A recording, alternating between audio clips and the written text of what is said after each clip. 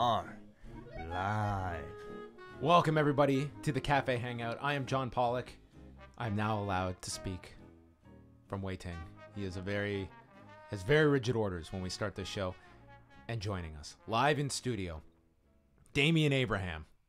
I just got out of the pool, if you're watching this on webcam. God damn. It's very hot out today. And I ran here. John's like, we're going to go live. You're going to have to sneak in. So I'm like running. And I'm sorry. You could have just been fashionably late. You're at that level now as a status symbol that you could just be fashionably late. I noticed, here's the thing I've noticed, John, and because I've now been on the radio or on broadcast with you guys so much.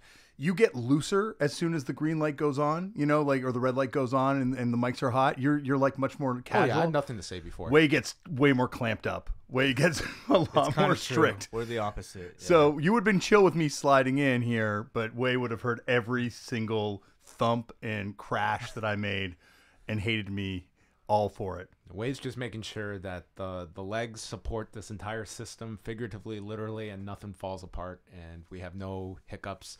No one talks when the mics are hot, like I did last week. Well, listen, I have a very high standard to live up to now that Damian's so used to this high quality Vice production. Well, you think that's me? You've seen my podcast. If it was me, it would be. The people you work with are at a very high level. Oh, they are. I hope to give them plenty of credit throughout this episode. Absolutely. I think they deserve all the credit in the world for kind of like I came to this project with a very loose idea of what I wanted it to be.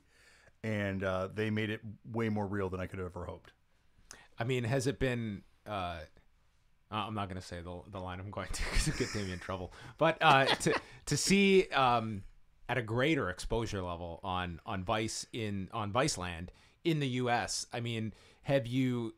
I have to imagine that people that were going into this following Dark Side of the Ring. This was a very different series that we said from the beginning, and I think they complement each other very well. Has that kind of been the general sense of people that went into this, maybe not knowing what to expect and going off of like Dark Side of the Ring leading into this, that what they expected, good, bad, indifferent? I've heard a lot of really positive responses. There have been some negative responses, and even negative responses that I kind of coveted, when we were maybe the subjects covered, or just subjects covered. Some people were very offended about the politics that were kind of running throughout the show, and I don't think we put those politics in there. Those politics are there. We just kind of talked about them.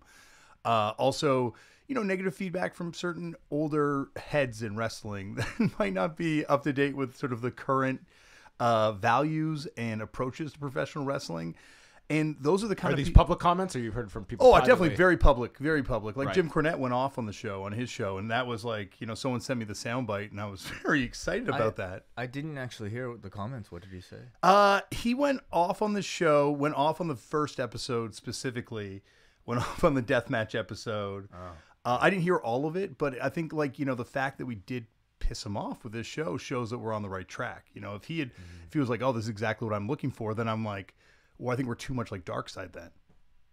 Well, I think that it's a series that I think explores so many different realms of professional wrestling that many people would have no idea going into even existed out there. Like, you put a light on professional wrestling in different cultures that I don't think anyone would have thought going into this. I think that's the thing I saw. Like, pro wrestling cuts across cultural lines in a way that nothing else does. Like, there's no music I heard every single place we went. There's no food that I ate every single place that we went. Maybe Coca-Cola.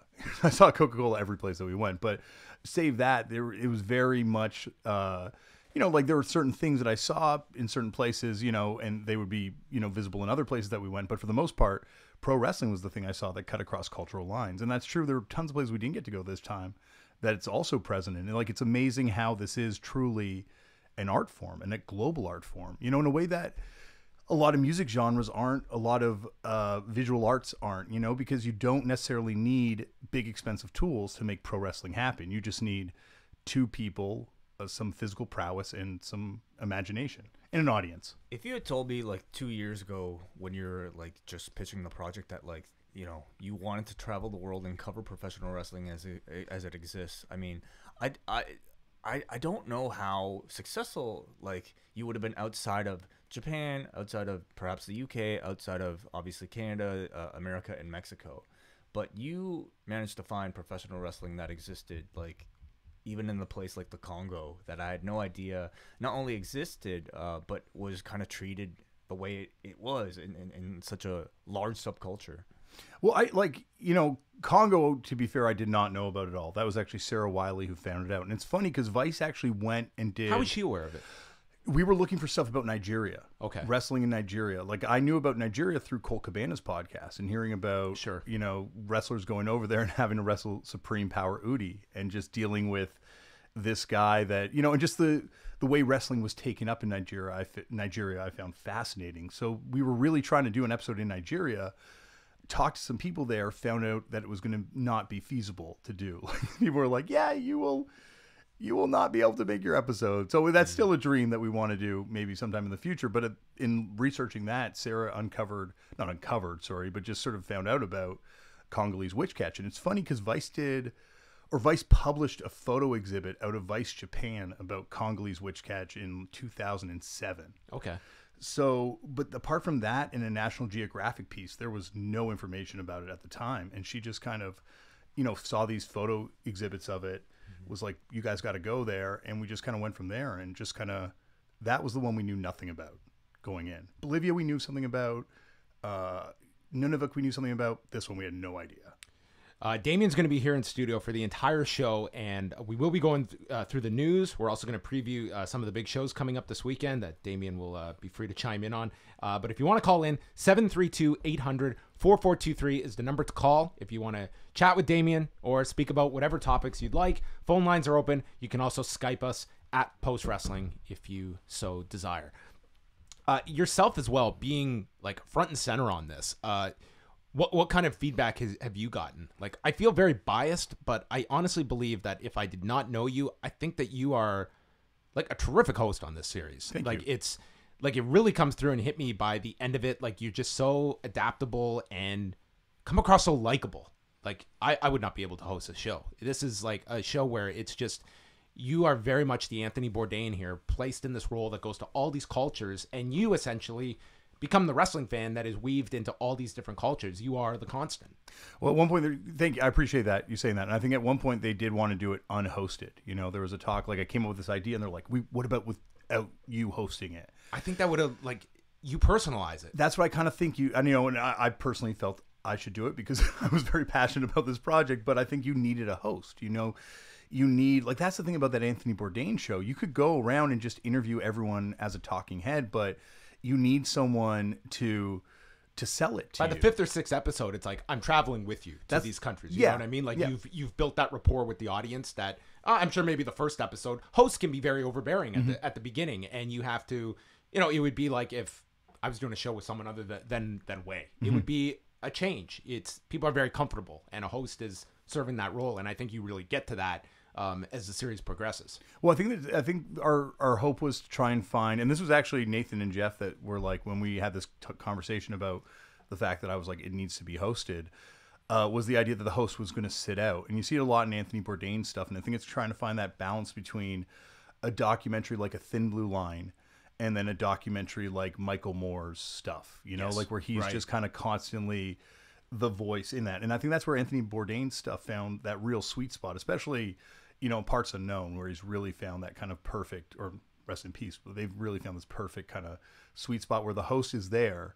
The host kind of gives you entry, but then the host also sits back and lets people tell their own stories. So you don't have this, in my case, big, bald, white bearded dude constantly like looming over everything and trying to put himself into every situation. Okay, if you're not sold on this guy, can we show you some reaction shots?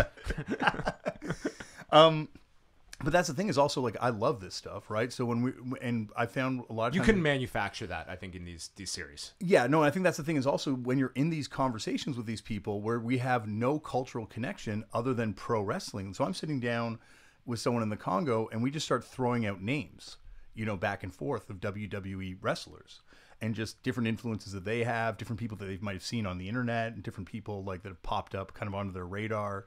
And just like through these names, we're kind of communicating. It's very similar to what happened when I was I've been in this band touring the world. I'll be in China talking to some kid backstage. We don't have a shared language at all, but what we do have is this shared cultural experience of loving this type of music. So we're just communicating through talking about bands. And I find that is like, that's such an amazing bond to have with someone, you know, when you go in there. And I think just the fact that you have that kind of connection, it totally sets off everything afterwards. Like Ray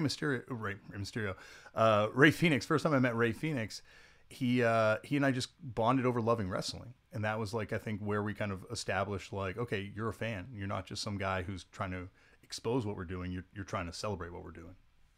Yeah, I think it's that level of like enthusiasm and passion that you clearly display throughout the series that, to me, like draws the viewer really right in there with you. Even for, I would think audiences that initially didn't really have that much of an interest in pro wrestling. But I'm curious, like, how much did you hear from non-wrestling fans for the show? I've gotten a lot of response, a real positive response from non-wrestling fans. You know, people that, and I think that was the hope too, is like, you know, it's one thing to talk to someone that already understands why this is amazing. It's another thing to talk to someone that might have had a passing interest in this at one time, but then fell out of love with it, and trying to find, you know, showing them there is something still to love in this thing. There's been, like a real positive response from people that have reached out being like, I had no idea what I was watching. I think last night especially was just kind of arresting TV with the even Congo like episode. From wrestling fans, I would imagine you had much of that reaction. Shall we discuss a little bit about what the episode was? Yeah, sure. The Congo episode. The Congo episode, which I've heard Damian talk about so much, and I remember actually watching it the first time it aired, but I guess like I maybe like because time had passed, like it felt fresh to me again. But it was the idea of just like Damian going over to the Congo and investigating into their I guess a phenomenon that exists over there, their version of professional wrestling, very much based in, would you say, the religion of witchcraft, or is it the culture of witchcraft? Goes hand in hand. Yeah, I think it's culture, religion. You know, it's something that definitely at one time was like the predominant kind of faith of people, but it's been, you know, attempted to be wiped out, and has, because of that, morphed into what it is in its present form by Christianity and colonialism. Like, I think I was incredibly fascinated because, like, on the surface, I'm watching these matches, and what you're seeing is like, I think to like, you know, a North American traditional wrestling fan's eyes, maybe like the type of match you would see between The Undertaker and like Papa Shango, something like that. Except with the idea that kayfabe still very much exists in the Congo, and people are not only taking these matches very seriously, but they're also, these matches are vehicles with which that, you know, people are trying to sell religion or sell their witchcraft services, which I think everyone has. Like, you look at the history of professional wrestling, and you know, televangelists. There's quite a spectrum of the Venn diagram crossover of, you know, paid programming to essentially get people to spend money, and I think the industries are very similar. I think wrestling's the most honest thing in the world, because it's the only business that tells you it's all about money right out of the gate, because every other business ultimately is, you know, and that can be a religion, it can be a charity, it can be a casino, it can be whatever. They're ultimately trying to talk you out of your dollars, and wrestling is the only one that will tell you that right to your face. Like, that's what the goal of this business is to make money. And I think that's why it goes so hand in hand in wrestling and religion. You know, you see so many people cross over from these two worlds just because, you know, it's the idea of telling someone something that they want to believe so badly that they're willing to look past certain things around them that are telling them not to believe.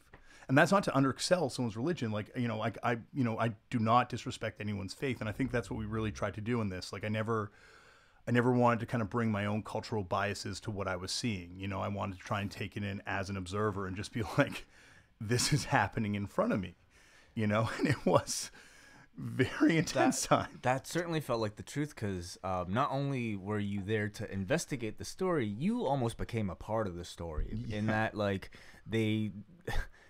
Okay, so the story of the principal character, I forget the gentleman's name. Champion Jarabu. Yeah. So he is a recently converted former witchcraft wrestler who recently converted to Christianity, and he's since become almost like a story that the pastor is using to try to sell people to convert from the witchcraft beliefs to Christianity.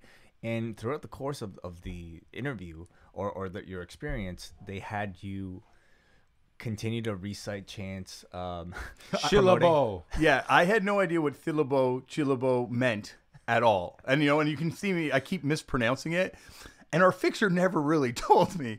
It wasn't until I got into that church And I'm like, what are we chanting? Like, I can't believe. I thought it was the wrestlers chant. Like, I thought it was like doing like the thing with Hacksaw Jim Duggan. Like, so I thought that's what we were all doing, right? To me, the entire series like had maybe its most serious point when you explain that you were requested to go meet with Jerbu and the pastor and told that the cameras couldn't be there. And then you came back out and you told the cameras they had just told me with two of their very big security guards around me that they wanted me to be give a speech at the church. And you like handled it, I guess. Tell me what was going through your head. Well, like, so there were a couple things that didn't really come across, unfortunately, because we couldn't get cameras into that room.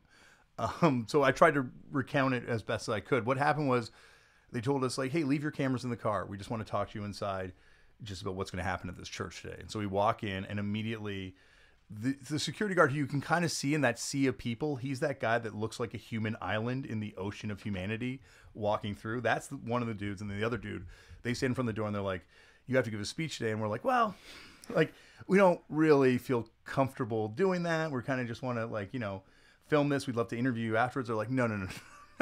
You are giving a speech today. And I'm like, okay, well, can we discuss this? They're like, no, there's no discussion. And then I'm like, okay, well, okay, so how's it going to go? They're like, what are you going to say? And I'm like, hi, everyone. Bonjour. I'm Damian Abraham. I'm here from Vice Canada. We came to Kinshasa to document, like, basically what I said on stage. And then he's like, no. Here's what you're going to say. You came from Canada because you heard there was a great champion who had found Christ, and he took on an entire locker room full of witches and beat them all. There was a foul witch who cut off a man's penis and ate it in her mouth because she was evil, and just wanted me to start cutting down. I'm like, I can't cut down all these people that we've also met and know that they're completely cool and they're wrestlers. So I just went up there and just was like, let's just do what I do on stage when I'm in fucked up, which is yell and run around. And that's what I did. And then you kind of like, it seems like in the midst of this, you're piecing this all together, that this is all like the charade that these people have completely bought into, and now you're finding yourself like a piece of it. They show video evidence of Damian chanting Jesus, like who's stronger, and then it's Jesus. Yes, they basically doctored, I guess the footage of getting you to praise Jesus on stage. And what was the immediate reaction to you coming off a stage and giving that, I guess, saying what you did? Oh, well, like, the other thing that was, I think, key that we never got on camera was the fact that the pastor's a huge wrestling fan. Like, he and I talked about Ric Flair a lot. Like, anytime the cameras weren't rolling, he would sit down and be like, he'd be chilling with us. He'd be like our buddy. He'd be like, do you want to watch football later on? Like, I was on your plane. I was in first class, though. What up? And, like, showing us his clothes. He was like, he'd always talk to me about pro wrestling, like, Ric Flair, you like Ric Flair? And in fact, earlier on in his sermon, he went, woo, to the crowd. And that's, as soon as he did that, I'm like, I'm good. I could go up there and I can treat this like a pro wrestling promo. So as soon as I got up there, I just tried to pace myself like it was a pro wrestling promo, gave the audience lots of time to react to what I was saying, did the woo, gave the shout out to Ric Flair, jumped off, and then we just left. In that chaos, left the country. In that chaos, we just left the whole place. We left and never came back to that church. They came and grabbed us and we're like, okay, we're gonna pray for you now. And we're like, okay, we're gonna stay by the door. Here's your microphone back. And they finished the prayer and we're like, okay, we'll see you. We're never gonna go back. And you never said like goodbye to Jerbu or anything? No, never saw Jerbu again. And we found out later on, which kind of gets talked about, that we'd given a lot of money to the other wrestlers and it didn't get to the other wrestlers. Oh, and stuff like that. Geez. So we had become friends with a lot of the other people wrestling at that point, and kind of knew that we had been worked a little bit. Like, we had been worked into thinking that this was something different than it really was, which is the art of wrestling ultimately, right? So absolutely, it was amazing to kind of like find ourselves. That's why I think it's great that was one of the last episodes, because I think you need, especially as a non-wrestling fan, you need all these tools that you kind of get from all the other episodes to tackle. Even as a wrestling fan, like for my entire life, I didn't really know what I was watching. So conceptually, it was just like completely so out there. How many conversations did you have with anybody there where they were strictly out of character? Never. Nobody. Never. The closest thing is when we're talking to Jarabu's opponent, and he's kind of breaking down why he had to do the job. He's like, I was in his neighborhood. Like, there are certain rules in wrestling that, there's certain realities, and This is the reality. That was close to it. And then after Queen Shakira cuts off the guy's genitals and leaves the ring, and it's all the chaos, the referee... First thing you see in the entire episode. The first thing you see in the episode, the referee turned to me and he goes, "Pretty cool." And I said, "The coolest thing I've ever seen in my life. I can't get over how incredible this wrestling is. Like, I just do not understand how we haven't heard about it as wrestling fans until now." Like, Yeah. it's been its own in its own little corner of the world. Yeah, and it really feels like as much as we can benefit from, obviously, as wrestling fans, seeing this brought into the wrestling kind of toolbox, global wrestling toolbox. I think you can tell by the conditions of the ring they have, conditions of the equipment they have, that hopefully there's some way of wrestling outreach getting to there, like updating that ring, updating some of the conditions, because they are making the most out of nothing. Like, did you ever get the sense that there were people in the public that kind of go along with this, or that they're fully under the manipulation of what this is, that they all believe this? We met a real cross section, but yeah, definitely the kind of last day we were shooting there, we met some fans that seemed to be like the closest thing I'd say to fans like us that we met. Like, fans that are like, "Oh yeah, we follow this around. Like, this person's from this neighborhood, so they'll win in this neighborhood. This person's from this neighborhood, they win there." This is the Dave Meltzer of the Congolese wrestling we met scene. we met these guys, and we tried to get in touch with them, but the phones never worked afterwards, because we'd love to interview you just to kind of like get the breakdown. They're like, "Oh, we love Queen Shakira's the best. We follow her around, like, to different matches." And there's one ring for all these wrestling federations in Kinshasa to share. So there's other organizations, other people that we didn't get to meet. There's whole other storylines, unfortunately, that got cut for time in this episode, including we met this guy, Texas, who's an albino wrestler, and he does not believe at all in witchcraft. He's a Christian wrestler, but not evangelical Christian. He's just a Christian wrestler, never practiced. But Witch Catch fans just said, well, it's because of he's magical, and that's why the magic doesn't work on him, and that's why he's able to just wrestle these people, because he would just no-sell people's magic and beat the crap out of them and tie them up and just wrestle them. This is where they should have done Undertaker and Goldberg. Like, this would have been... That's kind of my question. Like, as far as you know, have there been any kind of outside... have any wrestlers ever traveled to the Congo to wrestle? Has there ever been any type of, like, crossover? One of the things I find... This is where MLW has to go travel. Do a tour of the Congo. Wrestling... You mentioned how the WWE regularly airs. Every day. Yes, every day. Yes. But they have never, ever been. And is there any financial incentive? Like, this does not look like a country that is, would be any kind of profit center for them to make it worth their while. Yeah, I think it would be the biggest show they would ever run. I think it would be a logistical nightmare to run it. Like, I think they would have to run Stadium of the Martyrs, where the Foreman Ali fight happened. They would have to run somewhere huge, and it would be there's no money. Like, I've never experienced poverty like that in my life, where just people don't have access to a lot of the basics that I take for granted, and it certainly was constantly a theme on this TV show, is just how privileged I am. Like, different places I'd wind up going and being like, wow, makes me very grateful for what I have back home. But certainly Kinshasa was that in the most glaring kind of form.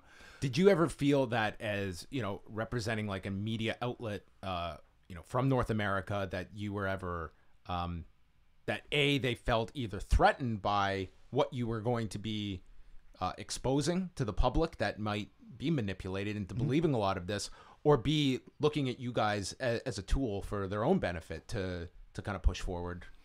I think definitely in Kinshasa with the pastor, we got kind of used as a bit of a tool, but I was never upset about that, because I think at the end of the day, we're generating content, they're generating content, and it's just this sort of thing where, yeah, like both of us are ultimately using each other, like, he was, of course, like, yeah, show this stuff on camera. And we're like, oh, this stuff's great to show on camera. And there's stuff he showed us that we didn't show, because we're like, well, I don't know if we saw mass exorcism for 50 people, having like exorcist style exorcisms on the ground in this giant room. And he's like, you guys want to film this? You want to film this? And we're like, I don't know if that's going to fit the documentary, but like, it definitely fit his narrative. And, but, I think, we were accepted a lot of places. I think being from Vice helped. a lot of times. Is that a valuable brand in the Congo? I wouldn't say in the Congo. No, in the Congo, I think the thing was that we showed up in neighborhoods where people were straight up like saying, coming up to me, and Savansi would be like, they're saying they've never seen someone like you before. Right. Like they've just never seen a white guy. Like people would be like, can I touch your skin? Can I touch your tattoos? Because there's, witches are the only people with tattoos. So they'd be like, can I touch your tattoos? I'd be like, yeah, sure. People want to touch my beard a lot.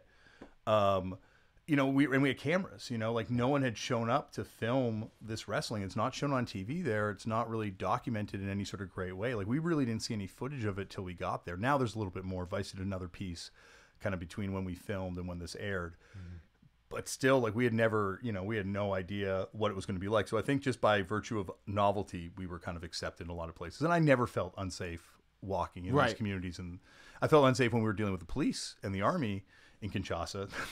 Like then I would get a gun in my face, and that's not something I'm used to. Why did you have to deal with them? Just going through roadside checkpoints where all of a sudden there's like a guy who's 20 something, and he's got like a Kalashnikov in your face, and there's someone screaming in French to show him your passport, and you're like, well, I'm not going to put my hands under my jacket while you got the gun in my face. Like, and we got out of those situations all the time, thankfully, because Savansi, our fixer, was amazing. But those were the only times that it was like, oh shit, this is kind of unsafe. Another time cops tried to shake us down. They said that we were filming them. We didn't have the cameras turned on. They're like, oh, you're filming us. Got to come to the station. But once again, our fixer came and just Jedi mind tricked them, and we were okay. But yeah, those were the only times that it was like. Can you explain the concept of a fixer for somebody who doesn't know? Yeah, fixer. Anytime you see a show shot anywhere that the crew is not familiar with in some capacity, you normally try and get someone who's essentially a field producer, but you call them a fixer. Somebody local. Typically. Someone local, someone who knows kind of how to get stuff done, depending on the countries you're going to, depending on the areas you go to. You need someone who knows what you can and can't do, knows who you can and can't talk to. And the success of your shoot really depends on the success of your fixer. Like I think every single shoot, we were lucky to have the fixers we had. Production-wise, like, did the show have to follow any type of template or format or techniques even set forward by previous Vice shows or shows of this nature, or were you just free to do whatever you want? Nathan and Jeff would know better what they actually got notes-wise, but I think the idea was... I can't imagine when you guys were leaving the Congo, what you are envisioning. What is this episode going to look like? Like, how long were you there, roughly? 10 days. 10 days. Yeah. And what you shot, like, I can't imagine piecing this together in my head. It was even like just going back to the hotel room at night, trying to unpack what had happened that day. Like every single day, there was just no mental downtime. Like it was amazing going to Japan, shooting those episodes in Japan, because the work was intense because we're shooting 3 episodes, but it's so relaxing, like people in the crew were going to day spas. People like were, I was going to record stores, hanging out with Way. But in the Congo, like you'd go back to the hotel room and you could either go to the bar or the hotel, and then there was a 50% chance that you were talking to some completely monstrous, terrible human being who was there to exploit the country further, because the hotel we were staying at for the insurance had to be expensive. And granted, these hotels wound up being much cheaper than staying in Nunavut, and they were fancy hotels. So the only people that were really staying there were people that worked for NGOs, that were trying to provide aid of some sort to the Congo, and then people that worked for giant mining firms that were smuggling out cobalt, or people that worked for this company that was trying to do this, or that company that was trying to do that. So not being a drinker, I'd just go back to the hotel room every night. I had my birthday in the Congo and just had my cake. Oh, really? Yeah, the day that I saw Queen Shakira cut off the guy's penis, it was my birthday. Happy birthday. Yeah, it was the best birthday ever. And I went back to the hotel room and just ate the cake in my bed by myself, being like, what did I just see today? Like, I can't. And there's no internet too, so I'm just like kind of in this moment of intense isolation, being like, this is the most amazing. But yeah, like leaving that, every shoot it was wild, like being different places. And there's like a bunch of threads that came up that we didn't get a chance to explore. But like here we are on the very first shooting with Austin Theory, and he's like, yeah, when I was 9 years old, I walked into an MMA gym down the street from this gym my mom was working at, and Bill DeMott was running a wrestling class, and he let me become part of his wrestling class at 9 years old. And it's like, meanwhile, we're talking to Koto Ibushi and Kenny Omega about trying to do something with them in Japan. And Kenny Omega is someone that was bullied out of American wrestling by Bill DeMott and only really went to DDT as a result of his interaction with this guy that was the guy that brought Austin in. It's just like all these weird things that were connecting all these episodes. And it was, these were the things that I was just fascinated by as we were shooting.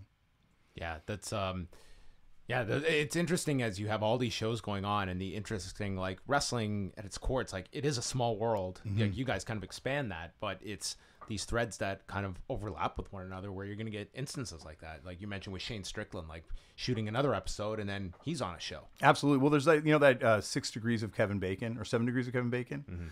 You could do that with wrestling. You know, like it was like I could connect everyone. You know, like here I am shooting with MVP, who I know through, you know, punk rock stuff, and through Zach Blair, who I play in a band with, who MVP grew up with, like all these sorts of connections. But he's working for MLW, and I know the people that run MLW through you guys. Like I know Court because of meeting him through you, John, you know, and then I'm meeting Tom Lawler down there, who only reason I know him is through you guys. You know, it's just like, it's amazing how, like you're saying, it is a small world. Like DIY, anything DIY comedies like this, DIY wrestling's like this, DIY music's like this, where it is a network of friends that make this thing work and that have made this thing so awesome. And that's why everyone loves everyone in wrestling. No one has any grudges. There's never any issues behind people's backs. It's like, it's just a wonderful little neighborhood. Any closing thoughts, Way, on the Congo before we go to the final curious episode? if you, I mean, is it even possible that you would have received any type of feedback from the people featured in the? They haven't seen it yet. I feel really bad. I want to know what Queen Shakira thought. Well, that's the thing, is like, I want to, my next thing now is that this is finally out. Now that people can see this, is that how do I give back to this place, you know, and how do we make wrestling that much better for people there? And I think, like I want to. If there is a Queen Shakira Pro Wrestling Tees store, I would gladly pick up a shirt. That's what I'm saying. I think a Queen Shakira Pro Wrestling Tees store is in the works. I think my ultimate goal is Queen Shakira coming over WrestleMania weekend versus Joey Ryan. Oh my God. Could you imagine? Could you imagine? God. Sold What out. Perfect opponents. Wow. I think Joey Janela's Spring Break just got call his the headliner. show. You can call the show. Queen Shakira comes to America. Hip tosses don't lie. Wow. Beautiful. Always bringing it back to pop. John, we haven't even talked about Aquafest yet. It wasn't Aquafest. It was the 90s nostalgia party. And much like last time, I looked at my Instagram and who was following along in all my stories. This Damian guy. Abraham. Of course. That This guy. I think my life that I live musically is the one that you have such high credibility. You can't appreciate We this know publicly. he could be. You should have come with me. I Secret, would have. I wanted. I was waiting for the invite when you're like, "Oh, my friends fell through. I'm going by myself." I'm like looking at my phone, waiting for John's joking please. text, so I could be like, "Yes, I am." You and Wade both should have come. It would have been a very fun time. I think Damian's credibility is just so tied up, and like that would have been a Blog TO story. Lead singer of Fucked Up spotted at S Club 3, the reunion. I guarantee you, you give me a moment, I will find someone on that bill that played in some obscure punk band. El Macombo bans Damian Abraham and Fucked Up after revelations of Aqua Fan Fest appearance.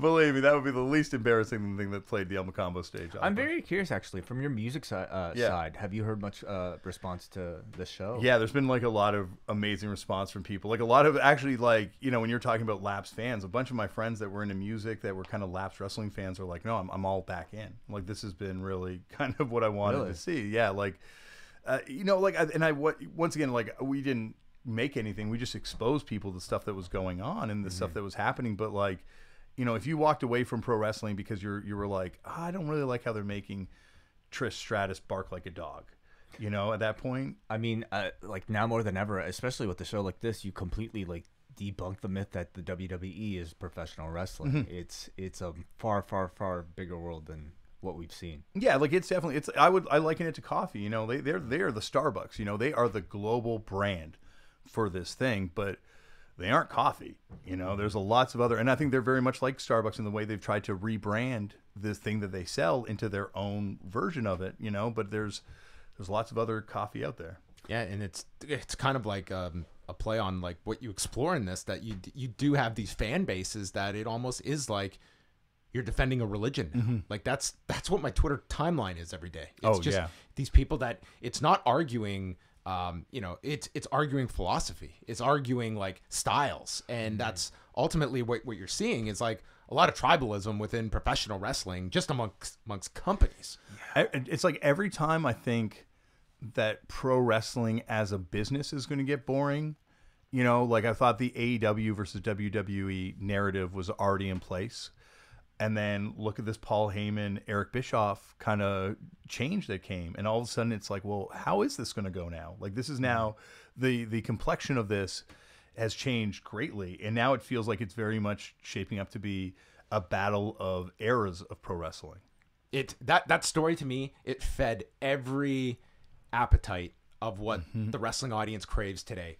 Big power moves behind the scenes, big personalities, and politics, like all managed into that story and ultimately driving people to the programs. Yeah. So it's like, to me, it was a story that I was not surprised at the tidal wave that it was amongst the industry last week. Like that took over everything. And that's, to me, the kind of story that just this wrestling audience just craves that kind of thing. Absolutely. And the two greatest what ifs ever. And we're in the era of the what if podcast where people go back and, you know, the Conrad Thompson podcast where you just like dissect an era and you look at it and you talk about, you know, hypotheticals potentially and different things that could have happened if different things and what went wrong.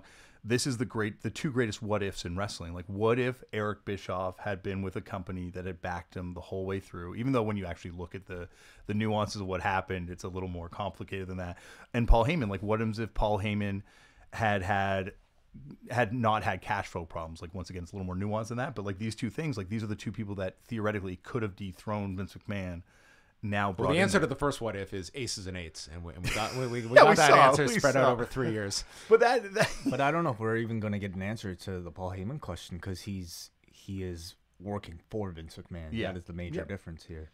Yeah, no, they all are ultimately, and that's the thing that, you know, that's the, like, this could be an incredibly exciting time in wrestling, or it could just be more of the same, because we have seen both these people under Vince McMahon before, and how much influence they were allowed to exert at that time. So it could be more of that, you know. What is the kind of your, like, what's got your kind of captive interest at the moment, wrestling wise? I think New Japan still. You know, I think New Japan is constantly, the Jado Gato booking alliance is just constantly able to find people that are interesting, make stories that are compelling. Like, I think going to this G1, you know, it's like last year, everyone's like, oh, this is the dream G1. I'm like, I don't know. This year's the dream G1. Like, every year it feels like they put together something, you know, more impressive.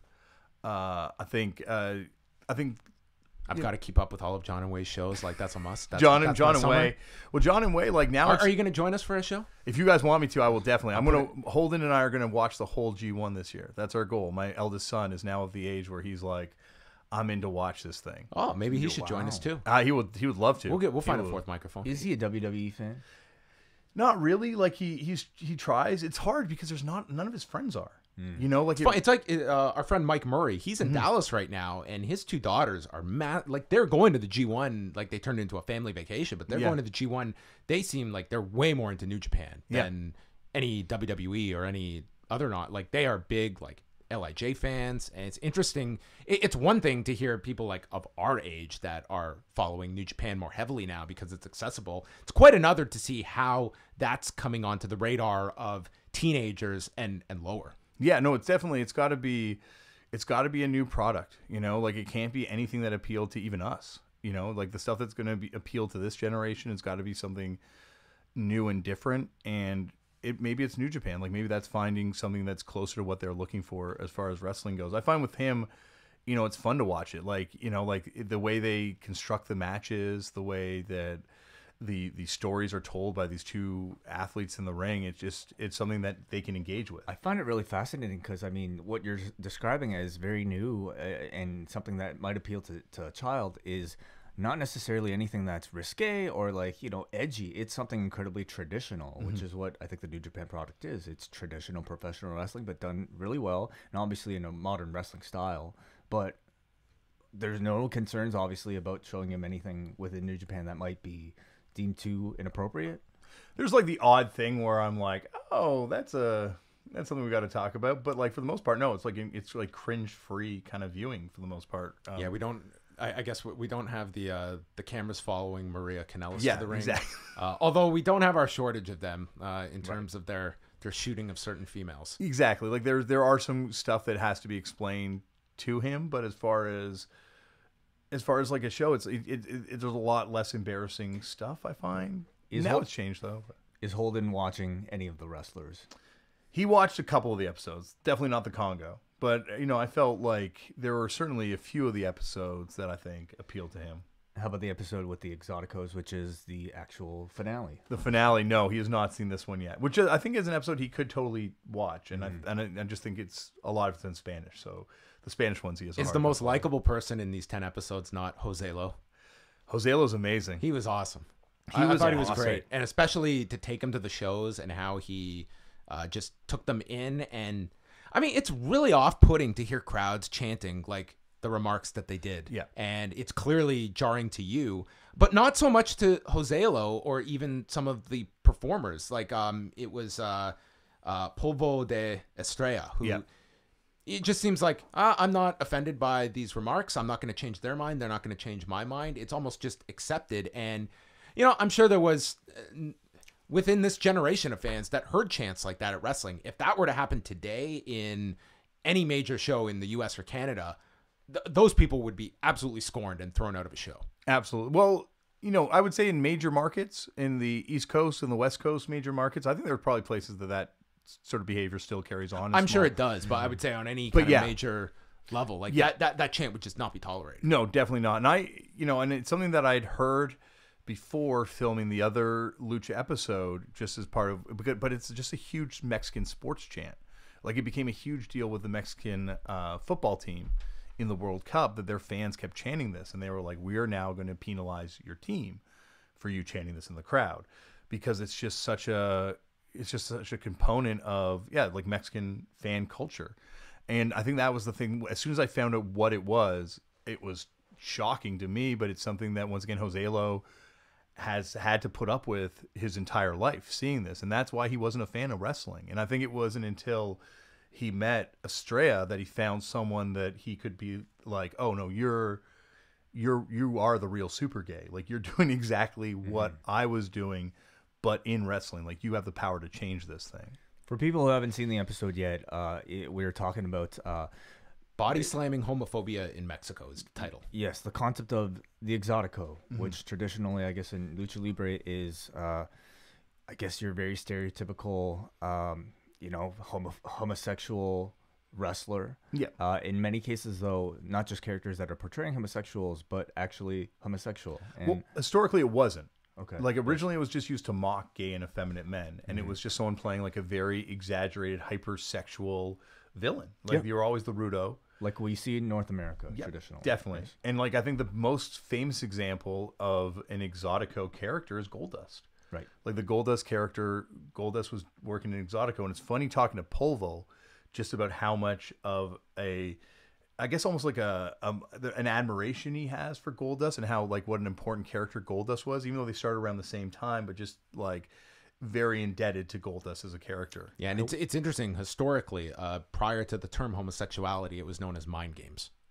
Was that was the term in WWE? In the WWE, it was always Goldust using his mind games. Mind games. It's so interesting, and I wonder if Dustin Runnels is even aware of like the influence that he might have had. I think he did wrestle in Mexico too, so he must have picked up some influence down there, like maybe from seeing people like Pimpy or Cassandro early on, right? Like, well, he just did that interview with Chris Jericho, and he talked about not fully jumping into the character at first, and it was Savio Vega who kind of encouraged him. That I think it was a Madison Square Garden show where it was like, start like feeling me up, and it was like pushing that, which got over with the audience, but it was ultimately to give like an impression of, ew, gross, the guy is gay. Yeah, like that was the overall that was the statement that they want to convey, to give that kind of elicit that reaction from the audience that has, I think, thankfully evolved. Well, that's still like that was where the Exotico came from. They wanted that exact same reaction from the audience, and then it was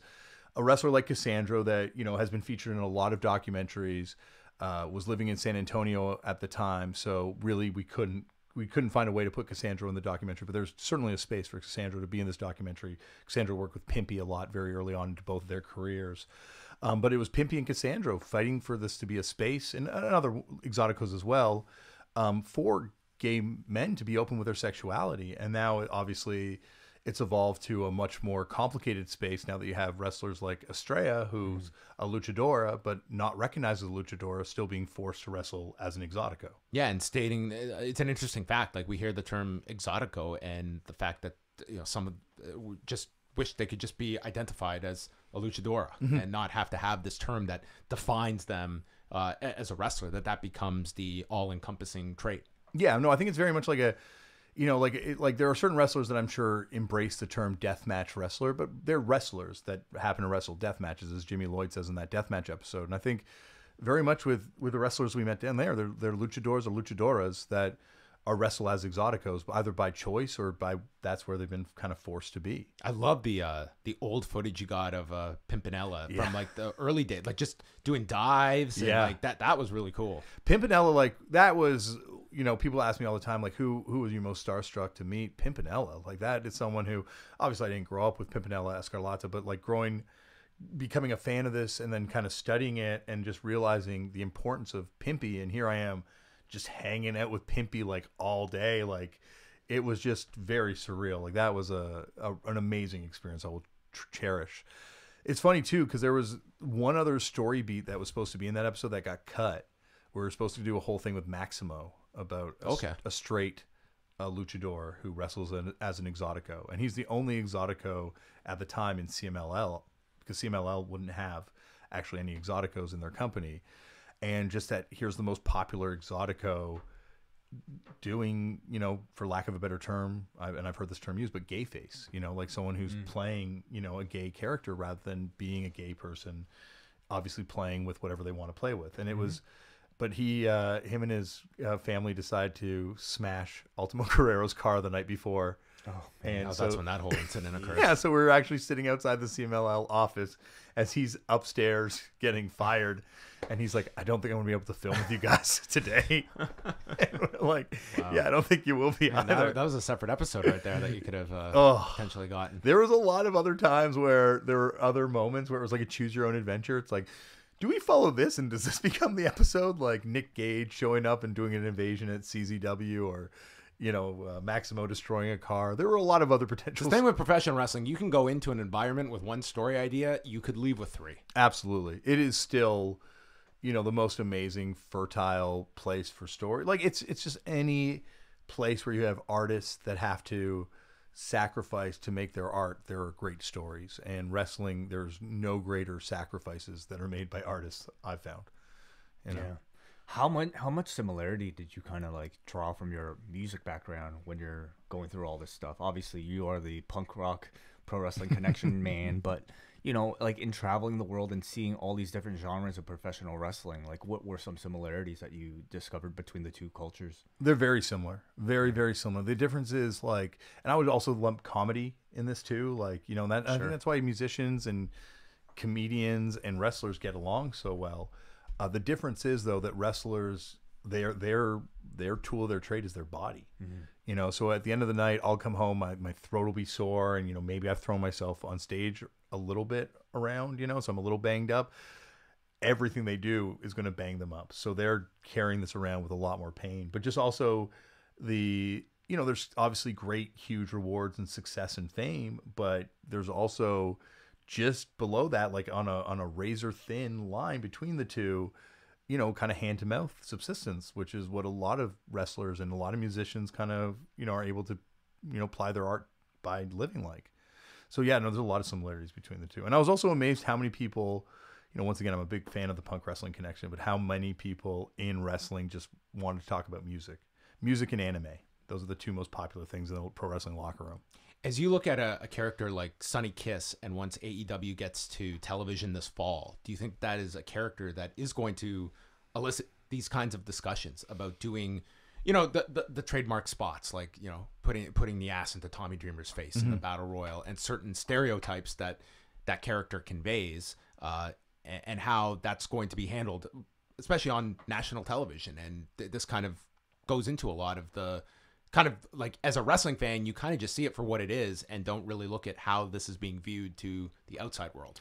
It's going to be interesting to see how a lot of things that, once again, we very much understand within the wrestling bubble are taken up once it hits the mainstream bubble. And I think, like certain gimmicks definitely, for example, are going to be something that are going to be taken up and are looked at by a whole new world of people that don't have the same experiences to dissect them. I think the other thing that's going to be really looked at differently is intergender wrestling. And I think you got a taste of it with Lucha Underground, but ultimately that was to a very small niche audience. This is going to be a much broader thing. And that's a statement that kind of got lost coming out of the weekend, was Tony Khan being very adamant. Yeah. If you watch his scrum, it's of all the interviews he's done, it was the most revealing in terms of what his philosophies are and what AEW, getting a sense of things. And one of it was there will not be any intergender wrestling in AEW. Yeah. And I think that's the, I don't know, it's going to be interesting to see, like, going forward, how people take up intergender wrestling as it gets talked about more and more. I really feel like wrestling,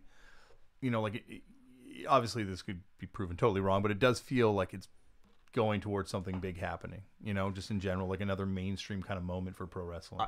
And like Tony Khan's comments, I wonder how much they are shared by the rest of the executive directors that are part of AEW. We know Kenny Omega is his I don't think you association can with imagine Rio. Kenny Omega or the Young Bucks share that philosophy. I don't know enough of Cody of whether it would be yes or no, but those three I would feel very confident. I mean, they've made a huge part of their backstory of working, whether it was with Candice LeRae, and Kenny Omega's entire history in Japan is very much interwoven with female wrestlers. And ultimately, like, it is Tony Khan's company, so he would have final say. But it running a company is very much going to be a collaborative process where people are going to have to kind of sacrifice their own beliefs. So how is that whole top mix going to work out with all of these guys? Especially Cody being in there with the rest of them, all having relatively different philosophies. Well, also you depend, week 2, if ratings are terrible, they might start bleeding. They might start having intergender wrestling. Like, I think that it's also TV, and ratings are very important,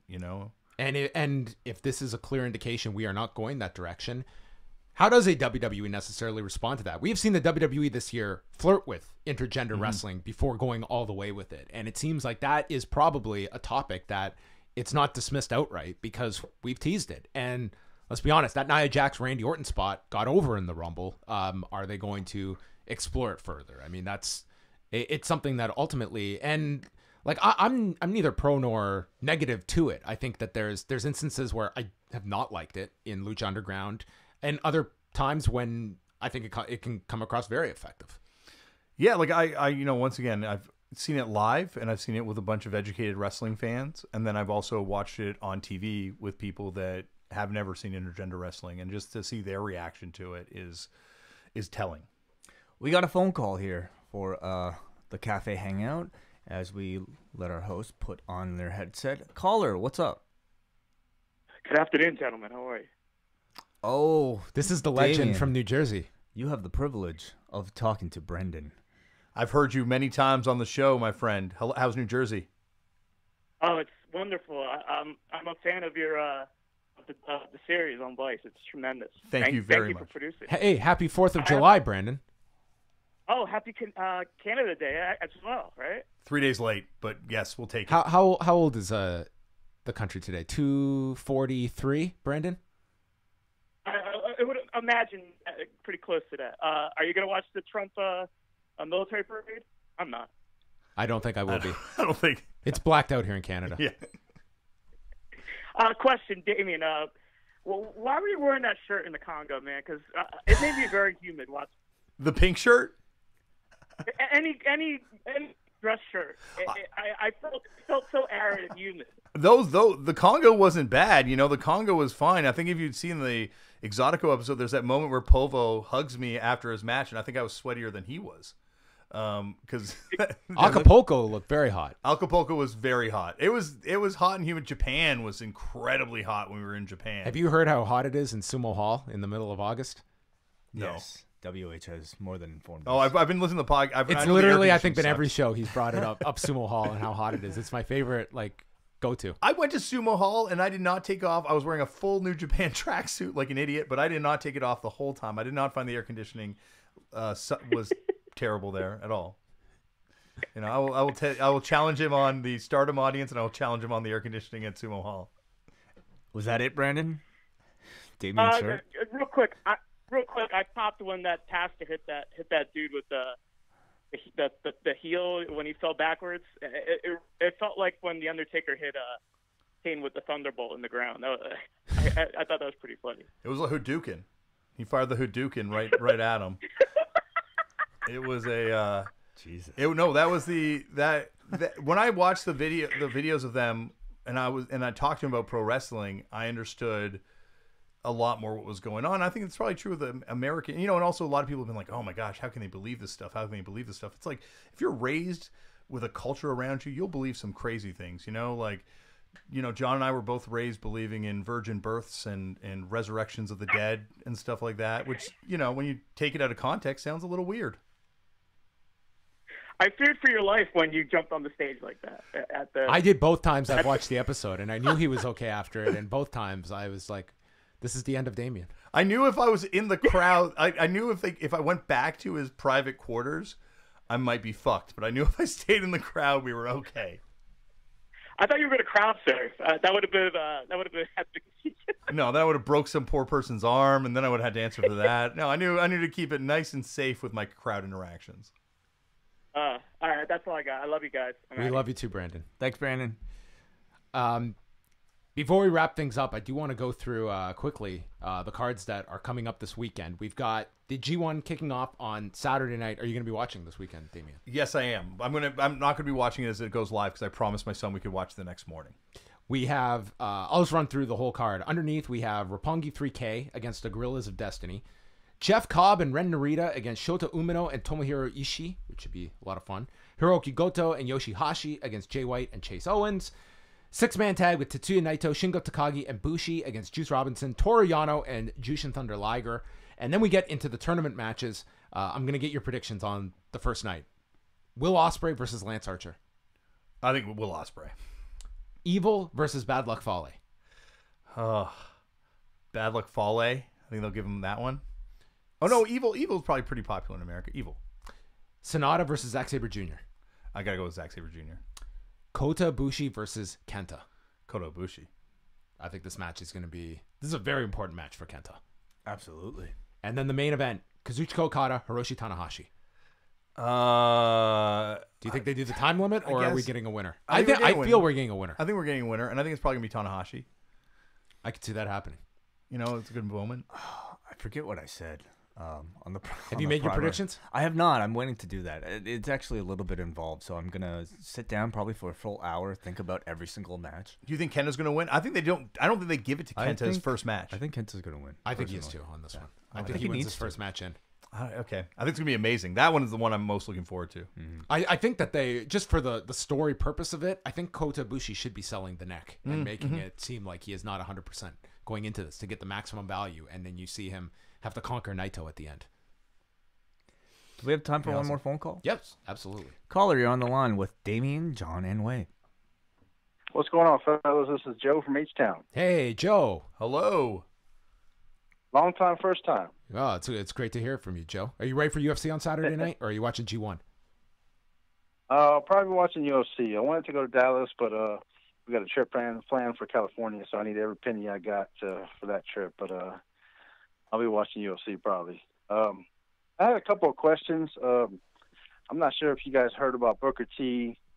He made a little comment about Matt Riddle, and it just kind of blows my mind how, to me, the only reason... have you guys heard the comments he made? No. I kind of have the Cole's notes of it, but why don't you just recap what he said?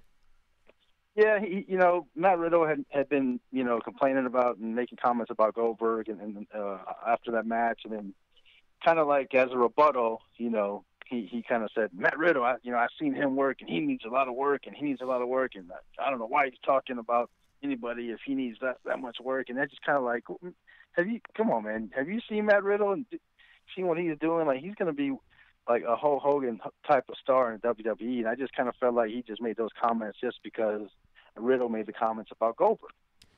That's probably the source of it. I don't know that for sure, but I would say with Matt Riddle, I think that's one of those things where at times you've seen that more so in the past, but looking at a guy that we've seen this guy get over. We've seen him popular, and then it is kind of breaking down a guy and going through all these faults, and yet we've seen the proof of concept that this guy has gotten over. And instead of looking at all the negatives of a performer, not realizing that this guy, we have seen him work. So and get over. So if there is now this idea that we have to break this guy down and rebuild him in our image, that to me is totally missing the point on someone like Matt Riddle. Yeah, and I love Booker T. He's one of my favorite wrestlers of all time. Obviously, we shot him for the show, and that was amazing. But at the same time, it's like his negative endorsement is almost like the best endorsement you can have. Remember when he said, remember the Young Bucks were over for not shaking his hands, and now they run half the industry, So, Matt Riddle's going to be the biggest star of all time. Like, I really have felt that before, and now I really feel that again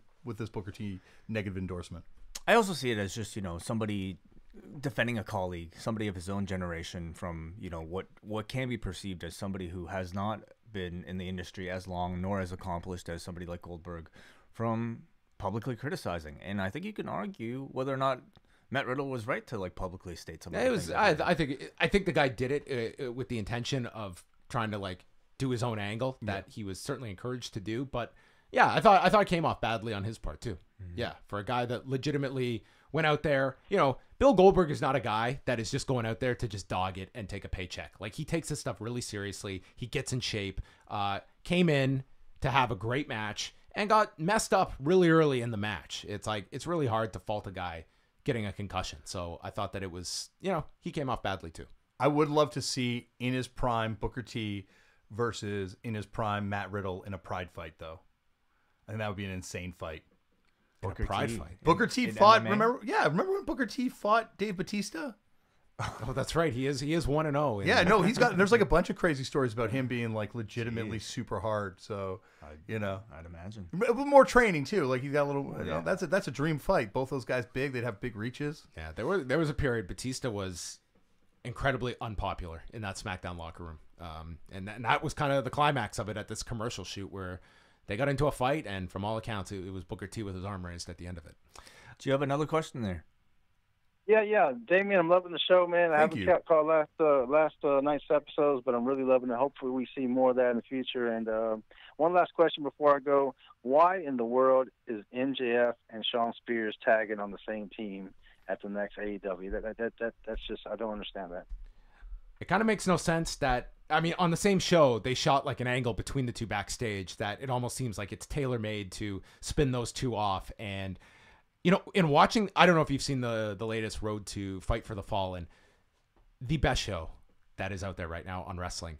The greatest interview of Brandy Rhodes' life. She is so phenomenal in this thing. It's one of the best promos I've seen this year. It's unbelievable. But there's also this portion where MJF is standing up for Cody backstage and getting into Shawn Spears' face. And it was the first time that I saw that MJF is going to be a phenomenal heel. One day he's going to be a great babyface too. Yeah. Promo of the year for me is that, did you see that Eddie Kingston, Joe Gacy promo for the new Evolve 10th anniversary show? No, where I haven't black seen and it. White. Oh my God. I'll check that out. It is incredible. Eddie Kingston, once again, I talk about him every time I'm on the show, but they're taking on AR Fox and Leon Ruff, I think, at the network show next weekend. I'm excited for that show. Holy jeez, I'm excited for that show. Will you watch that as opposed to Fight for the Fallen? That's hard to say. Maybe just because of loyalty to all these people involved in it, that a lot of people that I work with. Both are going to be great shows. Most fans, I imagine, would check out both. Yeah. Yeah, that's the thing, is now you can have your cake and eat it too, but it's which one are you going to watch live is the real battle. And when are you going to work in UFC in Sacramento? I listen to your post show. That's how I follow UFC, John. That's why I think that Booker T versus Matt Riddle would be a great fight, because I just follow through podcasts. Thank you so much for the call, Joe. And that match, by the way, it's Jimmy Havoc, Joey Janela, and Darby Allin against Shawn Spears, MJF, and Sammy Guevara at Fight for the Fallen next weekend that they announced on the video. It's one of those things I imagine where they'll shoot an angle explaining it afterwards. I think there's a storyline reason. Why did you put me in this match? I hate this fucking guy. Yeah. So they'll figure a way out of it. Before we wrap up, I want you to maybe take this time to talk about maybe Salazar Productions and the people that helped to put the show together. Absolutely. Salazar Productions were people that I kind of got put together with, not really knowing them, and in that situation you kind of just hope for the best, expect the worst, and it was definitely the best possible scenario. Nathan and Jeff, who run Salzar, who, behind the scenes, but also Yuji and Colin and Sarah and Grady, all these people that worked on the show. We all just kind of locked, ideas, and I kind of gave them my philosophy and my outlook to wrestling, and it just jived completely with their outlook and philosophy to art in general. And it was just, I've never worked with strangers and just had it click like that. There were obviously some bumps along the way, but for the most part, we all were pulling in the same direction as far as the content goes. And what did kind of like their non-wrestling fan perspective really add to some of these topics? I think it was amazing because they had done a documentary about pinball culture and championship pinball players, and just the idea of niche cultures that have their own kind of politics and have their own social nuances. I think that helped. And I think also they did an amazing documentary about sumo and sumo culture. And I think that helped. Well, they taught me a lot of stuff going to Japan, because so much of Japanese pro wrestling obviously comes out of sumo culture. When do you inevitably you're going to be asked about a second season? Like, where do you feel is the next step here, and what they're ultimately looking for here? At this time, there's still no plans for a second season. Like, I have not been contacted yet. So if you want a second season, let Vice know. There's a lot of ideas. There's so many things that I still want to do. We've had kind of like over the last few years, I guess at this point, several second seasons written out, kind of come and go. So we're ready. Like there's lots of stuff happening. India would be amazing to talk about. Obviously, everything that's happening with OWE and just China becoming the new market for wrestling would be fantastic. But local stories, stories that would be amazing to explore that have kind of happening now in American wrestling and stuff we didn't get to talk about culturally in wrestling last time. Yeah, it's not like uncovering a hot scene, but I don't feel Australia gets enough attention for what is going on there at the moment. And you get a glimpse of it when a New Japan goes there, and you're seeing like guys come back from those tours that are just raving about it over there. You have the history from when Jim Barnett was running World Championship Wrestling there. It's got a strong history, and it's a really hotbed at the moment. I think that would be really interesting to see like an actual dedicated program to just kind of shine a light on it. Yeah, no, definitely. India is too the same way. Like you hear about this incredible history of these massive shows that happen in India, and it feels like it's starting again. But yeah, there's like a lot of places. Like Australia would be amazing just to go for a vacation. So yes, Australia and New Zealand. I want to do an episode about that. Lastly, any further news on maybe where people can watch the show now that it's off a broadcast or? Yep. Yeah. If you are in America, it's still on demand, and it's Viceland.com. Canada, it's going to be coming out later this summer into the fall. On Damian's Dropbox. Yeah, on my Dropbox. No, it's going to be coming out on MTV and Crave in Canada. Okay. Cool. So we will have, I don't have the exact date for that yet, but it's coming out soon.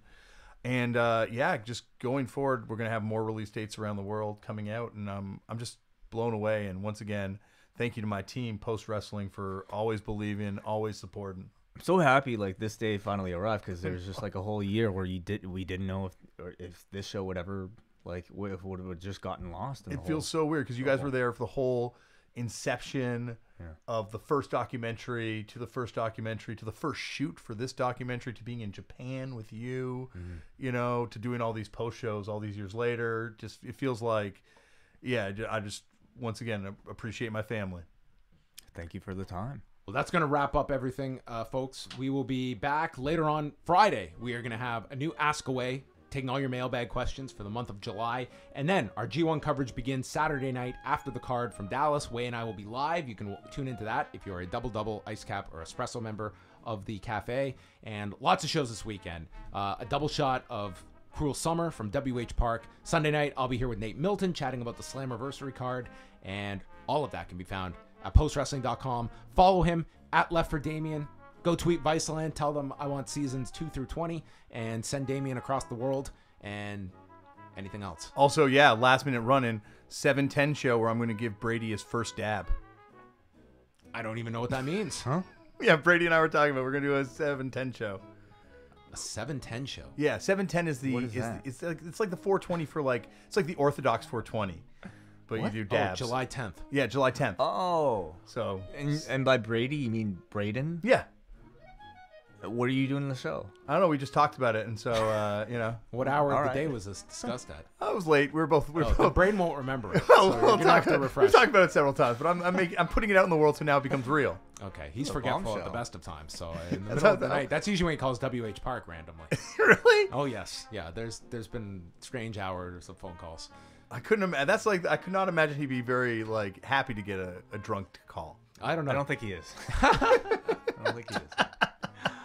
On that note, thank you to Damian, who was a trooper and joined us each and every week throughout the run of the Viceland series. I was amazed. I didn't think you'd make it to the finish line, but here you are, a true pro. I can't believe I made it to the finish line too. Not of being here. I was never gonna drop that, but I mean the show coming out. Well, we're very happy for you, and always a seat here for you whenever you choose. Oh, thank you, John. That is it. Thanks to everyone for watching, and we'll see you later on this week. I never knew you had pierced ears.